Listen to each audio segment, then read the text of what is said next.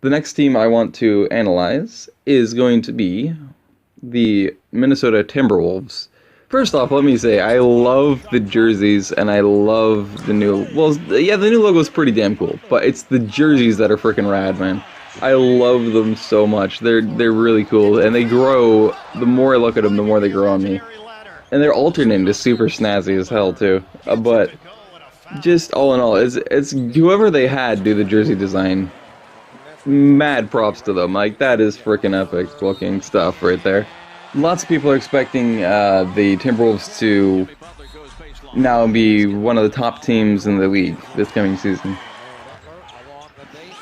I'm unsure of that. Let me tell you, the NBA 2K does not have faith in that team now, and it didn't have faith in it last season when people said that they'd start having a winning record. Both times they're giving the exact same kind of record every time without fail. It's always a losing record for this team, including this season. So I think that's like, for some reason they're obsessive with that. I don't see them having a losing record, but I don't see them being, one of the top teams in the league necessarily either. I mean, they gotta rebuild the chemistry between the players and the staff and everything and mesh first. They gotta get used to their systems, new system and all that, and their new adaptations. They gotta be ready to tackle everything and mesh and meld, and I don't feel like that's going to be in necessarily entire season, but I don't feel like it's going to be only a half a season either. I feel like it's going to take most of the season, a good substantial part, probably like 2/3 of it, for them to truly finally get their full-on meshing and their full-on chemistry built up and everything, and get used to the systems enough. Don't get me wrong, they're a fantastic team. They're really, really good, and they're pretty much all around now. I don't know exactly how many wins I'm going to predict they get, but they get Jimmy Butler, and Jimmy Butler's a great, underrated two-way guard. Like, he can play shooting guard, he can play point guard, he could play small forward. He could technically, nowadays, probably even be put at power forward, especially in defensive defensive setups. And he probably would hold his own pretty dang well, I can imagine. I mean, he's a great all-around player. He's a fantastic defensive player, of course. We've always known that. He's mad with hustle. I mean, everything about him is fantastic. So, I mean, they massively improved there by trading away Zach LaVine for him. Karl Anthony Towns, who's an utter beast already. Just all in all, I mean, you have a great set of players. Awesome. I want to call him Anthony for some reason. If Andrew Wiggins can develop even further this season, I mean, I can't see them having too much trouble making the playoffs this year. I'd say at that point, if he develops nicely, the chemistry builds really well, and they really push themselves, I feel like no doubt they're going to have between 50 and 56 wins this coming season. I'm going to say put them right at 50, though. That's my estimate. They're going to be 50 and 32 this season. I'm going to say that with pretty damn good confidence. I don't think they're going to get much better than that. If they do, then I think they're going to get at maximum up to 56 wins. But I feel like their playoff experience needs to grow further before they're really going to make it too far.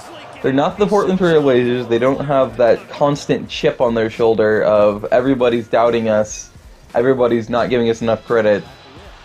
That's why we're in the playoffs again when we weren't supposed to be again. They're not this team, so I'm sure that that's not going to happen. They could have a chip on their shoulder. It's not the same kind of chip. They might get a few more wins, like I said, up to 6 more wins, I think. But all in all, I feel like they're going to get probably, at best, conference finals. I think that they're going to not get there, though. I think they're going to get semifinals, and they're probably going to put up a fight in that series to whoever they're playing against, and then probably fall 4-2, 4-3 to whatever team they play in the semifinals in the Western Conference. But yeah, 50 wins is my guess. 50 and 32 record for the Timberwolves. That's if Andrew Wiggins really is improved. Even if he doesn't improve, I feel like he's still gonna get 50. If he's improved, though, that's like I said, that's another reason why I have the room up for 56. If they manage to surprise even me and get even better. But so far, I mean, each of the seasons that I would even expect them to get better. Not as much better as everybody kept predicting, which was right around that record, the last 2 seasons with them. I figured that they're probably going to be right around, I guess like 41 to 44 is the most wins they probably would get last season. Then the season before, I guess they get between like I think 38 and 42. But I figured they'd get around 38. So, I mean, I knew that they'd improve, but I didn't think they'd improve that much. And I was, for the most part, that latter part I just said, I was accurate on that.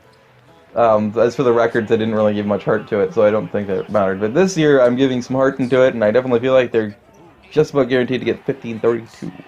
At maximum, 56. That is my analysis. However, in-depth on the Timberwolves.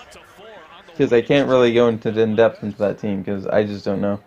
I mean, technically I feel bad for Jimmy Butler, because he has slave driver Tibbs back again, who is famous for ruining players because he overworks them. He just doesn't like to touch his bench. And so players average with him, throughout all of Tibbs' career, if you track him, he averages playing players 37.8 minutes a game. And the game's only 48 minutes, so he basically only rests them for 10 minutes per game. That's his track record. So he definitely is the reason why players, including like Derrick Rose, have the severe injuries and start declining because of it. He does, or keeps getting injured, is because he does. He's like a slave driver. He doesn't give his bench any chance or opportunities really, and he just pile drives his teams, his starting lines into the ground like an idiot. He doesn't adapt, which is a problem. So hopefully, for the sake of the health of the team and everything, he changes that, including from last season, because he was really bad with it too. He showed a sign of potential improvement by adjusting it to where he averaged about 35.8 minutes instead of 37.8 minutes per game for a starting line, but I really hope that he does even better, and he does right around probably 34 minutes. 34, 35 is probably where I think it's good if you're going to play your starting line really a lot, but you need to give them plenty of rest, and you need to make sure that your bench is always ready, and they have their blood still going, and you know, they're in the focus, they're in the realm of being able to put the ball on the court and really actually make some good efforts and do some good, you know. You don't give them enough time, it's like any player, they're going to have a hard time getting warmed up enough that they're going to be able to really do some damage at all. Usually they're not going to do much, if anything. I feel like that's what he needs to do, but then that's my opinion on Tibbs. And if he does that, then again, I think that at that point I'd up my record from 50, and Andrew Wiggins, both of them improve.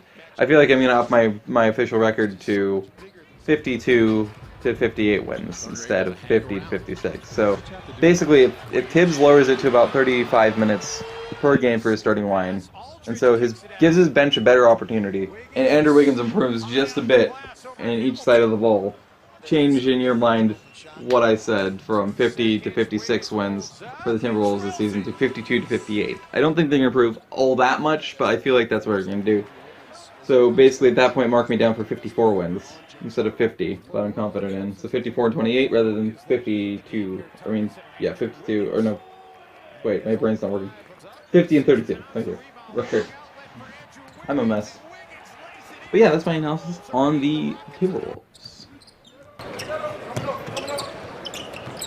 Bad news is, Jim, that it's going to diminish the Timberwolves bench even further than it already has been this season. Wiggins able to get the Wolves the early lead. Kind of disappears. And you saw him go to the bench there with the 2 fouls. Pull Aldridge in. Wiggins, that is a tough jumper by Andrew Wiggins. And you love seeing him hit him, Jim, but his three. Hey, Andrew Wiggins been very under control tonight. 6 of 9. He's got 14. Wiggins will rise into a three and drop it down. Wiggins 19. Now Wiggins will get another opportunity. This time on Iguodala. Turns, fires, fades, and rims it in. That's a fire. Nice pass down the baseline, Wiggins. Yeah, this is one of those things. Mike D'Antoni looking to his bench. He's got to find some guys with some